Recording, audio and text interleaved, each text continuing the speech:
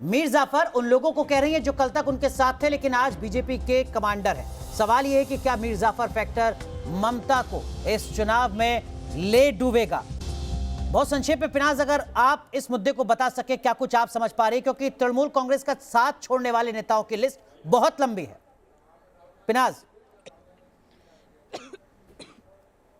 तो सवाल मीर जाफर फैक्टर से जुड़ा हुआ है, सवाल ममता बनर्जी से जुड़ा हुआ है, सवाल तृणमूल कांग्रेस से जुड़ा हुआ है। विकास, अगर आप सुन पा रहे हैं तो बहुत संक्षेप में।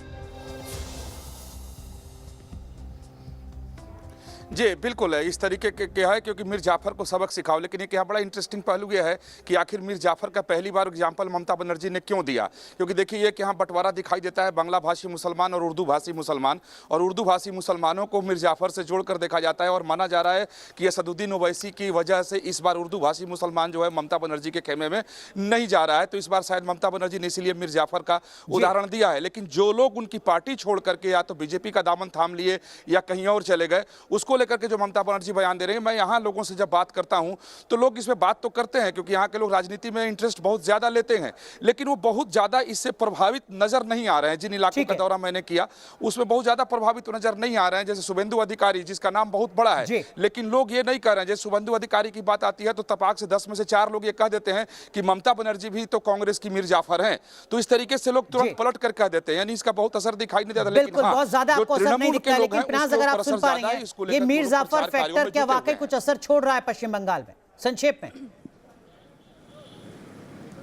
जी, मैं विकास की बात से बिल्कुल इत्तेफाक रखूंगी कि ये फैक्टर जो है कोई बहुत ज़्यादा असर नहीं है। हर नेता का अपना एक अलग जो पूरा का पूरा बेस है, जो अपनी पूरी की पूरी फैन फॉलोइंग है, वो आप उससे नहीं छीन सकते हैं। हाँ, ममता ने एक स्मार्ट मूव ये किया है कि जब उन्होंने खुद को नंदीग्राम में शुभेंदु अधिकारी के सामने उतार दिया तो उन्होंने शुभेंदु अधिकारी को लिमिट कर दिया, क्योंकि शुभेंदु भी चाहते हैं अगर ममता के सामने लड़ाई है तो वो अपने इलाके में उन्हें उतनी तवज्जो देनी पड़ेगी। तो कहीं ना कहीं लिमिट करने की कोशिश की है। लेकिन अगर आप इस तरह से कहें कि उनको आप गद्दार बताएं, उनको आप ये कहें, तो ये बिल्कुल भी नहीं है लोगों के जहन में, क्योंकि वो एक ग्राउंड से जुड़ी हुई है। समय थोड़ा कम है, लेकिन सवाल कुछ और है। सवाल ये कि ममता बनर्जी की सरकार बनने के बाद क्या सिर्फ मुसलमानों का ध्यान दिया गया, सिर्फ मुस्लिम तुष्टीकरण की बात हुई? बहुत संक्षेप में विद्या, आप अपने अनुभव को अगर साझा कर सकें मुस्लिम तुष्टीकरण के सवाल पर।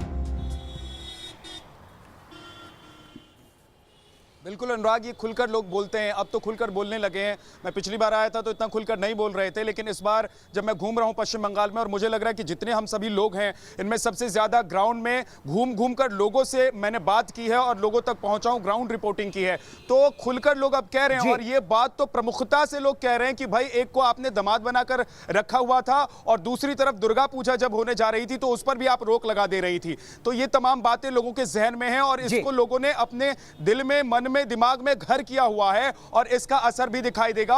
और यही वजह है कि पश्चिम बंगाल में अब दो धड़े में लोग हैं। एक तरफ प्रधानमंत्री नरेंद्र मोदी के लिए लोग अपनी चाहत बयां करते हैं, और दूसरी तरफ टीएमसी का जो खेमा है और टीएमसी के जो लोग हैं वो अड़े हुए हैं। एक और खेमा है जिसका जिक्र आप कुछ देर पहले कर रहे थे, थोड़ा सा मैं उसके बारे में बता देता हूं। देखिए, लेफ्ट और जो गठबंधन है, दरअसल कुछ लोग ऐसे हैं टीएमसी से जो अब पहले तो लेफ्ट से आए थे टीएमसी में, लेकिन उन्हें लग रहा है कि नहीं, लेफ्ट ही अच्छा था, तो वो लोग लेफ्ट की तरफ ध्यान दे रहे हैं, लेफ्ट की तरफ जाने की कोशिश कर रहे हैं। लेकिन बहुत सारे लोग ऐसे हैं जिन्हें ना तो लेफ्ट भाया ना टीएमसी भाई, अब वो बीजेपी की तरफ हैं। तो मूव हो रहा है। और लेकिन मुस्लिम तुष्टीकरण एक बड़ा मुद्दा विद्यानाथ झा आपको नजर आता है पश्चिम बंगाल में। राकेश, यही वो सवाल था जिस पर चर्चा हम कुछ वक्त पहले कर रहे थे। क्या आपको भी लगता है एक बड़ा मुद्दा?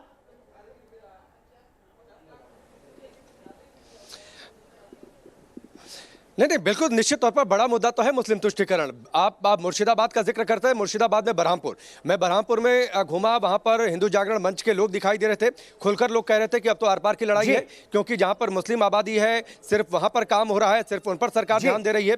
अल्पसंख्यक मामलों से जुड़ा मंत्रालय ममता बनर्जी ने अपने साथ रखा था, अलग अलग सैलरी और भत्तों का ऐलान कर दिया था, हालांकि बाद में कोर्ट से उस पर रोक लग गई थी। तो ये तो आप कहीं भी घूम लीजिए। लेकिन ममता बनर्जी के लिए मैं खत्म करता हूं अपनी बात, लेकिन ममता बनर्जी के लिए मुश्किल यह है कि इस बार मुस्लिम वोट बैंक भी बट रहा है। एक ठीक जो है। लेफ्ट वाम और पीरजादा अब्बास सिद्दीकी का जो गठबंधन है वहां पर भी मुस्लिम वोट डिवाइड हो रहा है, तो कितना उनके साथ स्टिक करेगा ये कैलकुलेशन उन्हें निश्चित तौर पर बिल्कुल, परेशान इसके लिए कर रहा है, इंतजार जिसका जिक्र करना मैंने होगा। पहले किया था। इसीलिए उन्होंने अपने मुस्लिम कैंडिडेट्स की संख्या घटा दी थी। जी, आखिरी सवाल जो है वो दरअसल में पश्चिम बंगाल के भविष्य को लेकर है, क्योंकि पश्चिम बंगाल में एक स्पेशल कैरेक्टर लंबे वक्त से दिख रहा है और वो है चुनावी हिंसा। हर दिन बमबाजी की खबर। सवाल ये कि क्या इस चुनाव के बाद हिंसा की राजनीति पश्चिम बंगाल में खत्म होने जा रही है? ये इस वक्त का एक बड़ा सवाल है। बहुत संक्षेप में विकास चंद्रा, अगर आप बता सकें, ये लोगों के जहन में मुद्दा है क्या कि इस चुनावी हिंसा से हमें कब राहत मिलेगी? ये देखिए, जी बिल्कुल, बहुत बड़ा मुद्दा लोगों के जहन में है और लगातार यहाँ हिंसा हो रही है। हिंसा थमने का नाम नहीं ले रही है। अभी जिस इलाके में मैं अभी खड़ा हूँ, उस इलाके में शाम को ही एक हत्या हुई है, जहां मैं जाने के लिए प्रयासरत था। एक बताया गया कि एक बीजेपी कार्यकर्ता की हत्या कर दी गई। तो लगातार हत्याएं हो रही हैं और ये हत्या इसलिए हो रही है कि लोग, जब मैं इसकी को टटोलने की कोशिश की तो उसके पीछे वजह यह है कि लोगों ने बताया कि जैसे जैसे चुनाव पास आएगा और भी हिंसा होगी और भी हत्या होगी, क्योंकि लोगों को डराना है। उन लोगों को डराना है कि जो लोग परिवर्तन की बात करते हैं को वो घर से न निकले, बूथ तक जा ना पाए, क्योंकि रणनीति ये दिखाई देती है कि बूथ पर ही बीएसएफ और सीआरपीएफ के जवान होंगे, गांव के अंदर नहीं होंगे। तो लॉ एंड ऑर्डर एक बड़ा मुद्दा पश्चिम बंगाल में। बहुत संक्षेप में सर। जी हाँ, लॉ एंड ऑर्डर अभी से नहीं बल्कि काफ़ी टाइम से एक बड़ा मुद्दा है और यहाँ चुनाव में हिंसा होना एक तरीके से एक वहाँ के लोगों के लिए एक ये छोटी मोटी बात है, मतलब कि एक आम बात है जिसको और या हम बोलें कि it is acceptable fact there, है ना। तो ये है, लेकिन आने वाले टाइम पर ये क्या होगा ये तो देखेंगे, ये तो हमें देखना पड़ेगा कि कौन सी पार्टी पावर में आती है।